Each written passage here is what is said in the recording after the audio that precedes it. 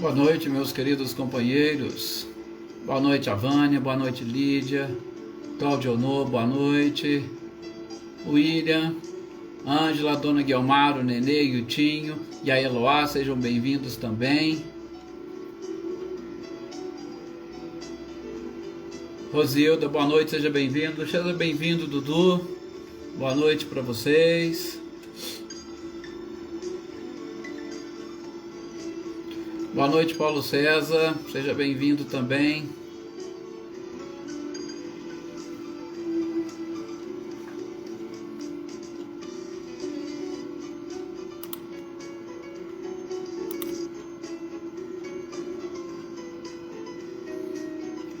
Maria das Graças, boa noite. Boa noite, Senhor Antônio, seja bem-vindo. Boa noite, Silvano. Rosana, boa noite para você também. Maê, boa noite. Sim, que a nossa semana seja muito abençoada. Adriana Alvarenga, boa noite, seja bem-vinda, Adaí. Célia, boa noite também para você, muita paz.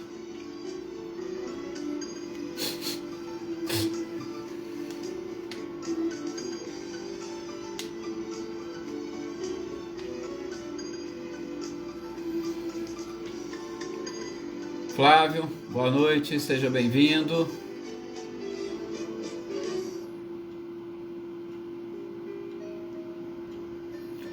É muito bom contar com a presença e participação e, sobretudo, as vibrações de todos vocês.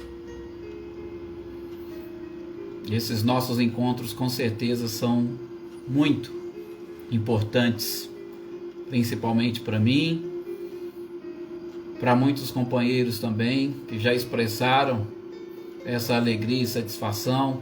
Boa noite, Dona Edi, seu Milton, sejam bem-vindos. Boa noite, Leda. Aliás, vamos já iniciarmos a nossa prece. Ô Roberto, boa noite, seja bem-vindo. Vamos iniciar então as nossas reflexões de hoje, fazendo uma prece. E fazer uma prece nada mais é do que voltar para dentro de nós mesmos, né? Fazemos uma auto-reflexão. Boa noite, Cecília, Reinaldo, sejam bem-vindos. E que nós possamos então agora nesse instante deixar o nosso pensamento um pouco livre, para que a espiritualidade o conduza, sobretudo para visualizarmos a figura de Jesus. Imaginem Jesus às margens do mar da Galileia, pregando numa tarde, uma tarde fresca, onde a sua luz se confunde com a luz do sol, a iluminar e aquecer os nossos corações. A figura de Jesus sempre cativou e ainda cativa a humanidade. E nós precisamos de momentos de paz e de tranquilidade. E não existe oportunidade melhor do que através da oração, e de uma oração, principalmente, através deste que é o caminho, a verdade e a vida. Com certeza ela terá mais êxito e chegará a Deus, que retornará a nós em forma de chuvas de bênçãos. E estas bênçãos que nós visualizamos recaindo sobre cada um de nós em particular. Imaginem essa bênção de luz caindo sobre cada um de vocês. E esta chuva nos auxiliando a eliminar as nossas dores, o nosso sofrimento, aliviar as nossas angústias,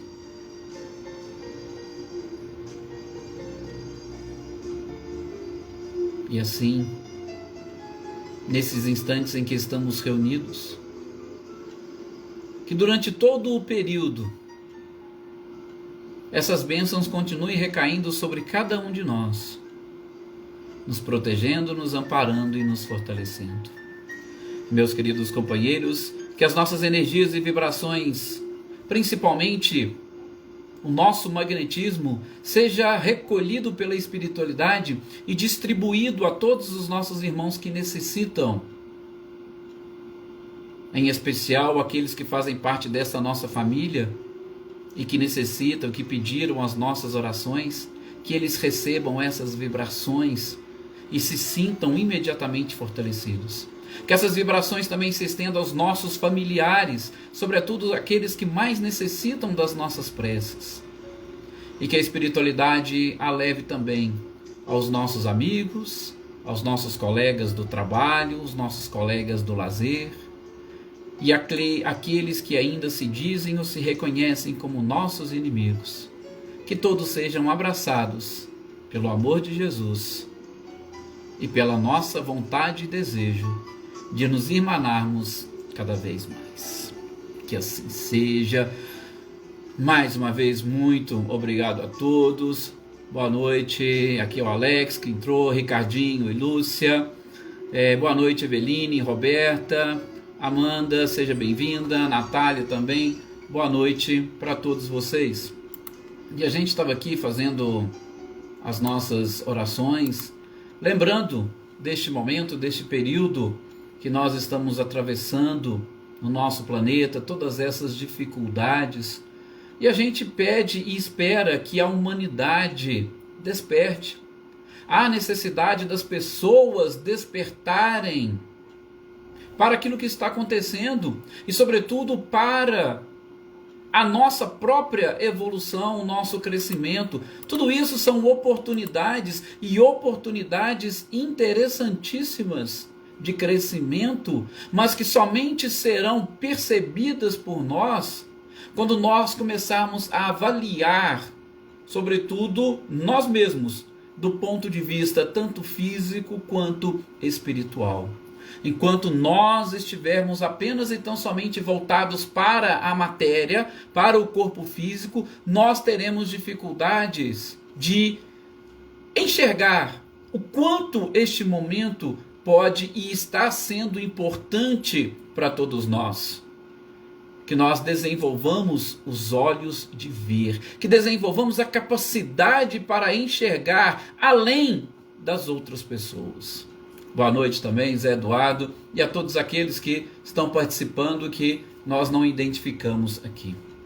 Sim, nós estamos falando aqui no Evangelho segundo o Espiritismo do capítulo 3, Há Muitas Moradas na Casa do Meu Pai, e nós estudamos, sobretudo, os mundos mais avançados, os mundos felizes, onde nós identificamos principalmente na característica das criaturas que habitam esses mundos a condição de felicidade e não no mundo propriamente dito, como muitos aguardam que as transformações venham ou cheguem de fora para dentro.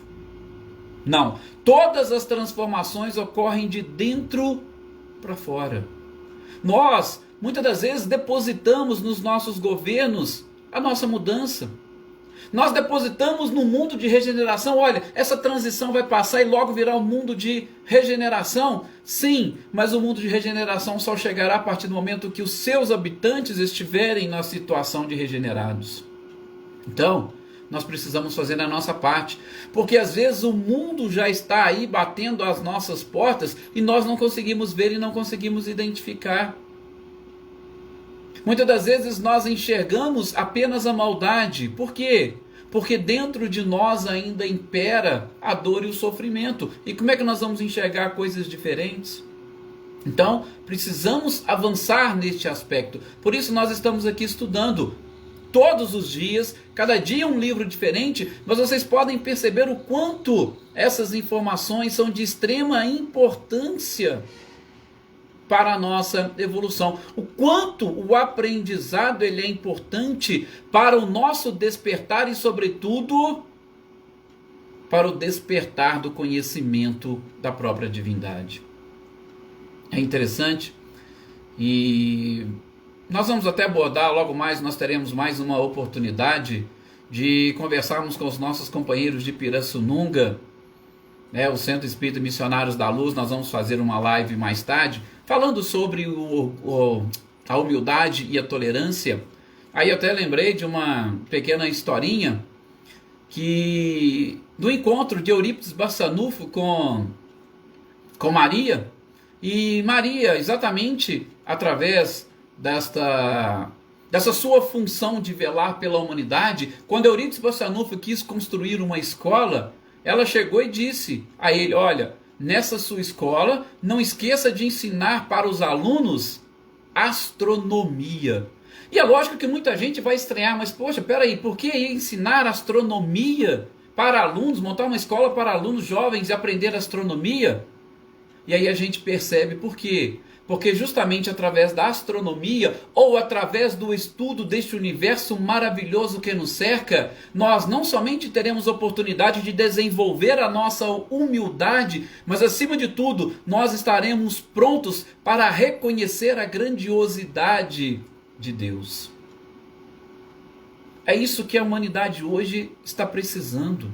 Diminuir um pouco o nosso orgulho, diminuir um pouco a nossa ambição, diminuir, sobretudo, este apego excessivo à matéria e aos bens, porque não será de outra forma a nossa evolução. Não vai ser de outra forma a evolução do nosso próprio planeta. Então, nós precisamos vencer e superar esses obstáculos. Gente, na sequência aqui do capítulo, Kardec vai trazer, e eu pontuei, pouca coisa, foram 6 itens das características dos mundos de provas e expiações. Apenas 6. Por quê? Porque é até engraçado, o próprio codificador, ele vai iniciar o capítulo, ou melhor, vai iniciar esse título, Mundos de Provas e Expiações, já falando, eu não preciso dizer muita coisa não, por quê? Porque este é o mundo em que nós estamos habitando. Então, está tudo aí muito claro para nós. Ele não precisou falar muitas coisas. As características dos mundos de provas e expiações, nós identificamos quando olhamos para o nosso planeta. Agora, quando olhamos para o nosso planeta e, sobretudo, com estes olhos de ver, quando a gente consegue enxergar além do que nós estamos realmente querendo e, sobretudo, além do que a própria matéria nos proporciona. Dessas características que eu elenquei aí como mais interessante, ele diz que nos mundos de provas e expiações, os habitantes, tá? De novo, sempre a evolução está relacionada com a evolução de cada habitante. Então, nesses mundos de provas e expiações, diz Kardec e Santo Agostinho, a inteligência é capaz de nos confirmar que nós não estamos nascendo agora. A gente olha para trás, a gente percebe o tanto que nós crescemos e evoluímos. Isso qualquer pessoa com um nível de observação um pouco mais avançado consegue enxergar. E a gente não precisa ir longe. Olha a tecnologia de hoje, olha a tecnologia de 20, 30 anos atrás. Então, esses avanços tecnológicos, a nossa inteligência, o avanço da nossa própria inteligência, está nos mostrando que nós não nascemos hoje. Nós já temos uma história. Agora, será que todos nós conseguimos perceber e enxergar esta história? Quando nós começarmos a perceber e enxergar esta história, nós vamos identificar que nós estamos aqui exatamente para cumprir determinadas provas ou expiações. E aí me faz lembrar o romance Renúncia, onde aquele espírito Alcione, fantástico, conversando com o sobrinho do padre Damiano, que era justamente Emmanuel naquela encarnação, os dois jovens que o coração não mentia que existiam laços que os ligavam, e Alcione volta para ele e diz: o meu filho, o padre, porque ele queria inclusive largar a sua situação de presbítero para se casar com a jovem, porque justamente por conta da paixão que ele sentia, e ela chamou a atenção dele: opa, peraí, Você não pode esquecer que nós estamos aqui, mas nós não nascemos aqui agora. Nós temos compromissos pretéritos. Então, este ato seu de querer simplesmente abandonar a batina para se unir ao meu coração pode estar transgredindo leis anteriores. Nós não sabemos o que aconteceu no passado. Então, a nossa inteligência, como característica que Kardec colocou, deve nos mostrar que nós não estamos nascendo agora, nós não nascemos hoje, nós temos um passado.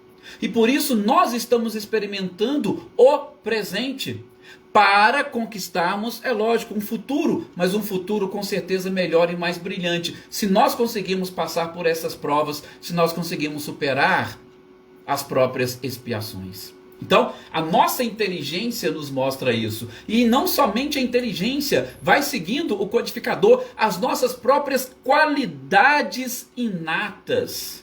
Sim, as qualidades e características que nós temos hoje, elas são capazes de nos demonstrar, sobretudo pela diferença de inteligência. Vejam, pessoas que nasceram no mesmo lar, por que a gente consegue identificar qualidades diferentes e distintas em cada um deles, se a educação foi a mesma? Então, a inteligência nos leva a convencer, ou nos leva a descobrir que nós já tivemos outras experiências. Então, essas qualidades têm que falar alto para nós. Opa, eu já tive as experiências anteriores, e o que essas experiências quiseram me mostrar, e o que eu estou fazendo aqui hoje. Boa noite aqui também, o pessoal que foi chegando depois, a Tuca, que eu vi, né, depois a Selma, a Fátima, a Helena, a Shirley, a Adriana Valério e a Leívia. Nós estamos exatamente falando, traçando essas características que o próprio Kardec colocou aqui, juntamente com Santo Agostinho, nas características do mundo de provas e expiações, onde nós estamos, e automaticamente não precisa falar muita coisa, porque a gente identifica as suas reais características. Então a inteligência, as qualidades inatas que nós possuímos, se duas pessoas nasceram no mesmo lar, por que as suas características são diferentes? Porque já existiu um passado e vocês já conseguiram pensar, pararam para pensar um pouquinho sobre o seu passado e sobre as experiências do presente? E aí, segue o codificador, porque se nós temos essa inteligência capaz de nos mostrar que houve um avanço, um progresso, se nós temos características inatas, ou qualidades inatas, que também demonstram que nós já tivemos experiências anteriores, e que nós gravamos essas experiências no nosso próprio íntimo, nós também não podemos esquecer que nós temos vícios. Nós temos vícios que também trouxemos de existências anteriores, e que de uma forma, assim, é que a gente não para muito para perceber, mas eles falam alto. Eles falam alto para nós. E de novo, nos comparando às pessoas com quem convivemos desde a infância, a gente percebe essas diferenças nas qualidades, percebemos as diferenças nos vícios, na inteligência, e todos tivemos, por exemplo, a mesma educação. Então, isto é a certeza de que as experiências anteriores e as experiências atuais estão justamente querendo nos mostrar alguma coisa. E isso que eles querem nos mostrar estão relacionadas com as nossas provas e expiações. Estão relacionadas com talvez um passado que precisamos reparar. E principalmente um futuro que nós precisamos construir. Mas, na característica de provas e expiações, se relacionam muito mais a um passado. E essa necessidade de aprendizado. Continua o próprio codificador. Eu tenho inteligência que me demonstram que existe um passado, eu não nasci agora. Eu tenho qualidades e características inatas que eu trago, uma facilidade incrível, que eu nem sei de onde vem, mas ela parece quase que automática. Assim como eu tenho vícios. E esses vícios, principalmente a partir dos relacionamentos, é que eles vão surgindo, eles vão aparecendo. E às vezes eu nem sabia que eu tinha esse vício, eu nem consegui despertar. E quando eu sou levado a refletir, aí é que eu percebo que eu tinha vícios e que está lá dentro do meu íntimo. E que muitas das vezes, por conta dessa personalidade, ou da persona, ou das máscaras, eu simplesmente o escondo. Eu deixo lá no meu inconsciente. E por conta de tudo isso, hoje eu tenho um trabalho a executar? Que tipo de trabalho é esse que eu preciso executar? Bom, não quer dizer aqui o trabalho físico. Por quê? Porque o físico, a cada nova experiência, a cada nova existência, ele tem o seu trabalho. E ele tem o seu trabalho muitas das vezes sem aquela continuidade. Mas o espiritual não. O trabalho é penoso, mas ele tem uma continuidade. E essa continuidade diz respeito exatamente à eliminação. Ou vamos dizer de uma forma mais técnica, a substituição de todos estes vícios por virtudes. Falo substituição por quê? Porque como nós não podemos apagar a nossa memória, tudo aquilo que nós temos, ele precisa simplesmente ser transformado. Como diz Joana de Ângeles, o ser consciente não se culpa e nem se justifica, ele se transforma. Então, vícios que eu possuo, eles estão ou foram desenvolvidos por uma má interpretação da lei de conservação e de preservação. Mas esses vícios foram, muitas das vezes, iniciaram o seu papel nos instintos e que precisam ser transformados. Eu só preciso descobrir e achar o ponto ideal para essa transformação. E exatamente as oportunidades que eu tenho, ou as provas e as expiações, elas vêm para me mostrar, me ajudar a identificar quais são esses pontos que precisam exatamente serem transformados. O que mais te dói? O que mais te fere? O que mais te chama a atenção? Estes são os pontos que nós precisamos identificar. E como diz Kardec e Santo Agostinho, provas e expiações. As provas talvez sejam mais simples, mas as expiações são um pouco mais complicadas. Porque expiações, nós vamos ver mais para frente, está muito ligada e relacionada com imposições. São coisas que às vezes nós não conseguimos evitar. Nós só podemos o quê? Superar. Passar pelo processo, que nós já falamos aqui, o processo de luto, até chegarmos à fase da aceitação, sobretudo identificando que as perdas e frustrações, elas são necessárias para o nosso crescimento, sobretudo para adquirirmos aquilo que nós chamamos de segurança. Segurança do ponto de vista psicológico, que nada mais é do que você estar preparado para enfrentar todas as situações. Se nós somos seres que já estamos desenvolvendo, que já viemos aí em diversas existências, nós estamos exatamente precisando sair da selvageria, sair da animalidade. Falei aqui há algum tempo e eu falo em muitas lives, e às vezes aqui não dá nem tempo a gente desenvolver muito, mas nós temos algumas características que nos diferenciam dos animais. Só que, infelizmente, gente, nós estamos muito mais próximos deles. Por quê? Porque nós não conseguimos subir os degraus dessas características. Nós não conseguimos evoluir. Cito rapidamente: personalidade, identidade, conhecimento e consciência. São as características que nos diferenciam dos animais. Mas a grande maioria da humanidade está presa dentro de uma bolha chamada personalidade, que não consegue sair dela. E como é que nós vamos atingir a identidade, depois o conhecimento e depois a consciência? São essas provas e expiações que vão nos ajudar. Mas de novo, nós precisamos abrir os nossos olhos e enxergarmos tudo isso nestes mundos. E aí adquirimos, de novo, segurança, que nada mais é do que estarmos preparados para enfrentarmos todas as situações. A evolução significa isso. Quem é ou quem será a pessoa mais evoluída do planeta, senão aquela que está preparada para enfrentar todas as situações? Você pode pegar o homem mais rico do mundo. Garanto a você que ele nem sempre está preparado para enfrentar todas as situações. Por quê? Porque nós vemos inclusive muitas pessoas de posse, tá? Não somente de dinheiro, mas também de fama, mundialmente conhecidas, que já tiveram aí as portas de uma depressão e caminhando para um próprio suicídio, ou que já tentaram suicídio. Para vocês verem, não estão preparados para todas as situações.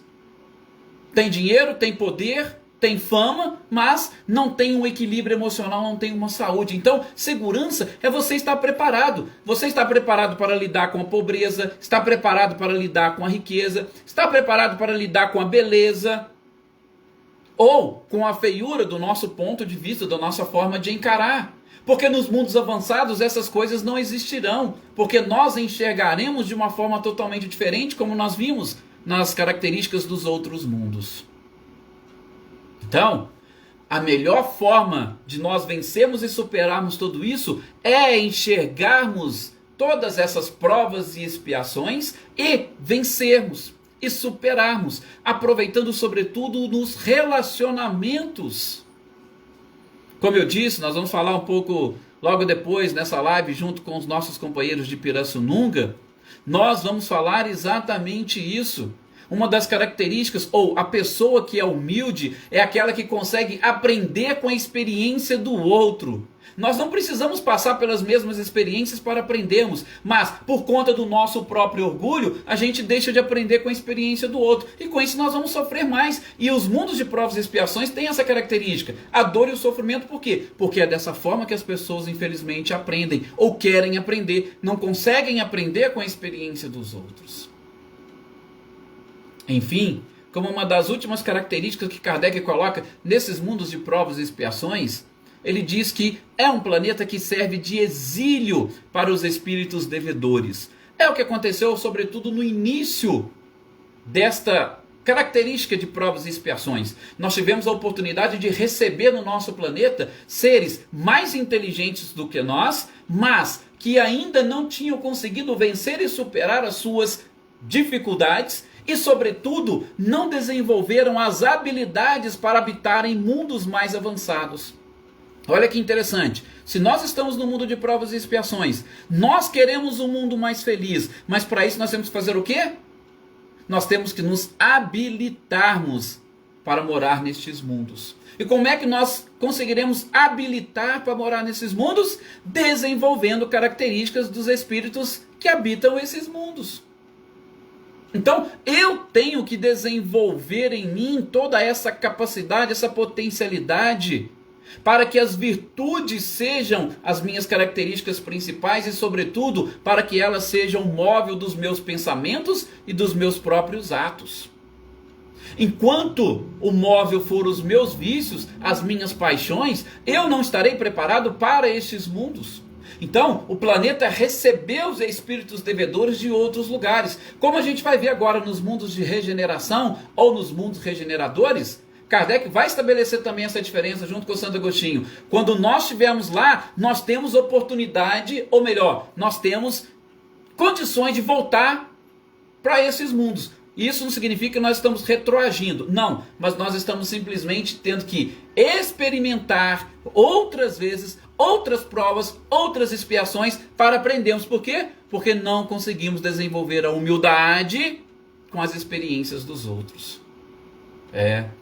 A Maia até concorda aqui conosco. Observar as experiências dos outros nos ensina e muito. A gente não precisa passar pelo sofrimento. Então, para a gente já avançar e fecharmos esse capítulo hoje. Depois ele vem falar dos mundos de regeneração ou mundos regeneradores.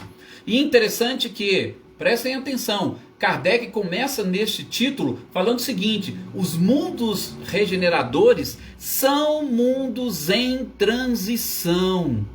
O que Kardec quer dizer com mundos em transição? Ele quer dizer o seguinte: não é um mundo que vai perdurar por muito tempo, ele é só uma fase. É uma transição dos mundos sofredores como o nosso para os mundos felizes. Então vai ser uma etapa, uma transição.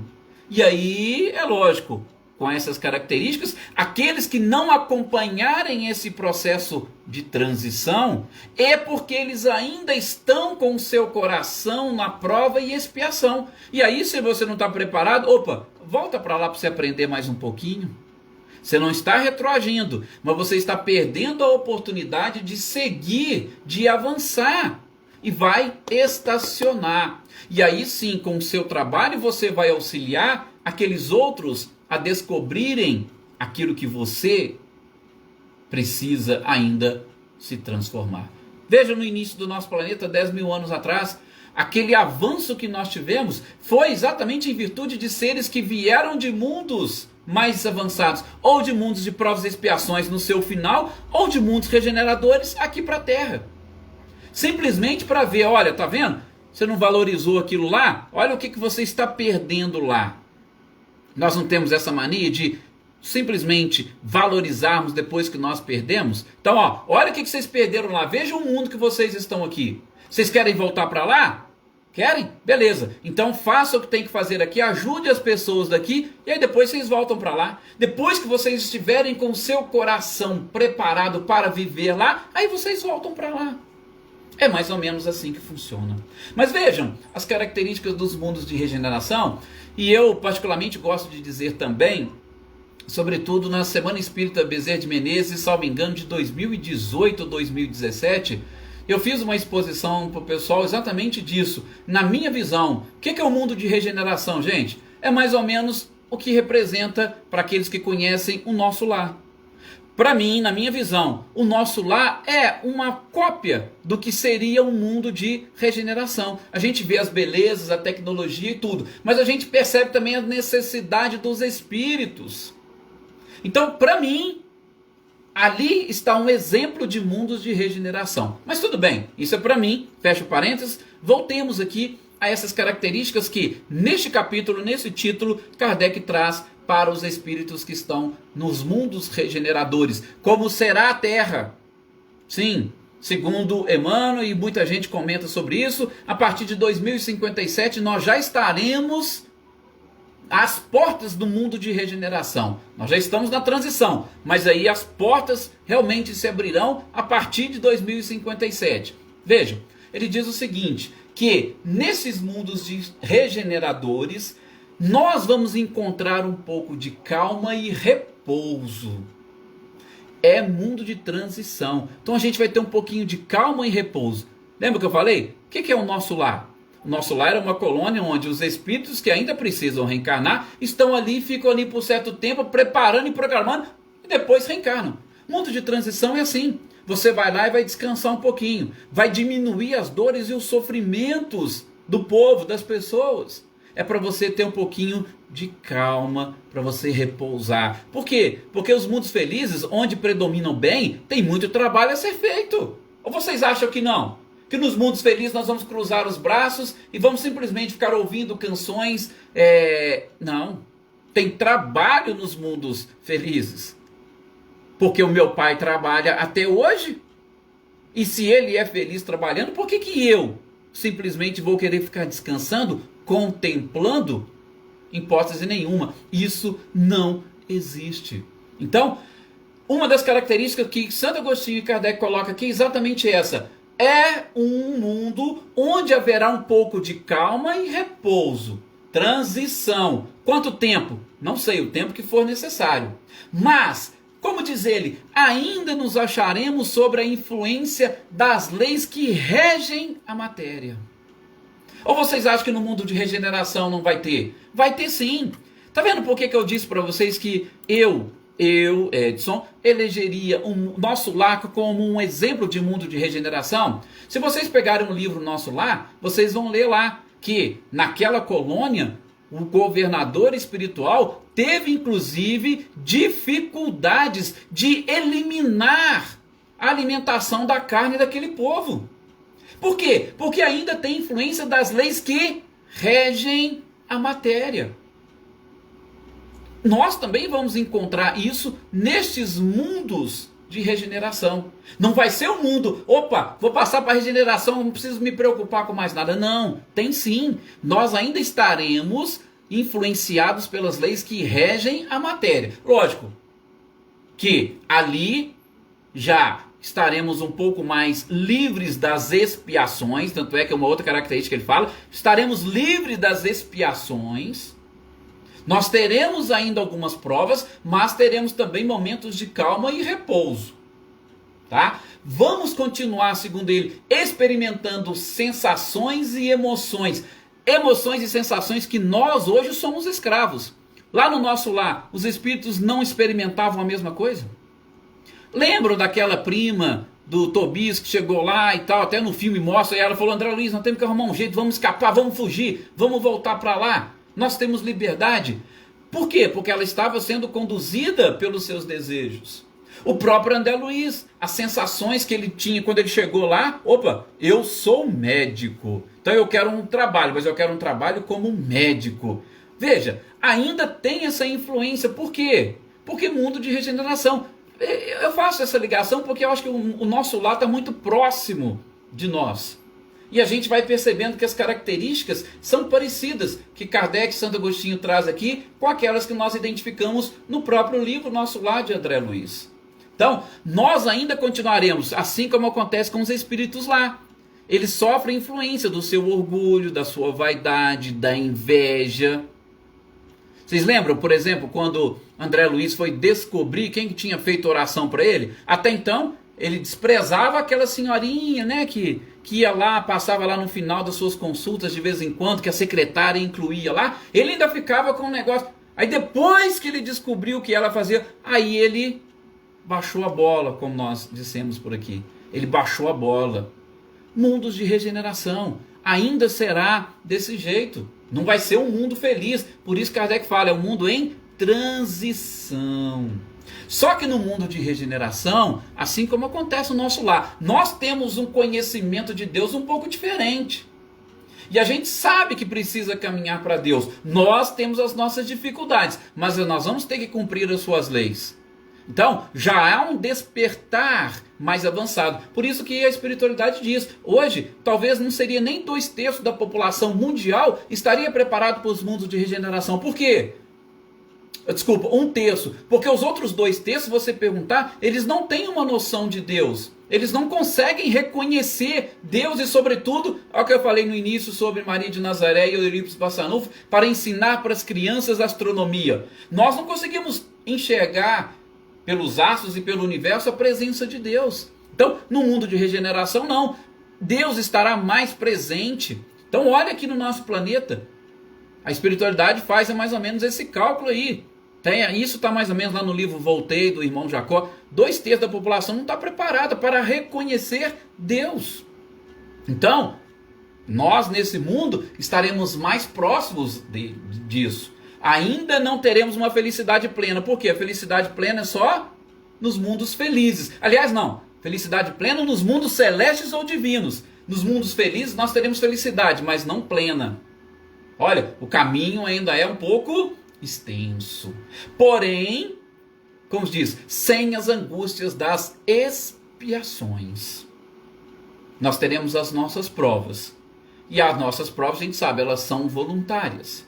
As expiações, muitas das vezes, são voluntárias do ponto de vista da escolha, mas são involuntárias quando nós estamos encarnados. Por quê? Porque elas não admitem alterações ou mudanças. São mais pesadas, são mais penosas.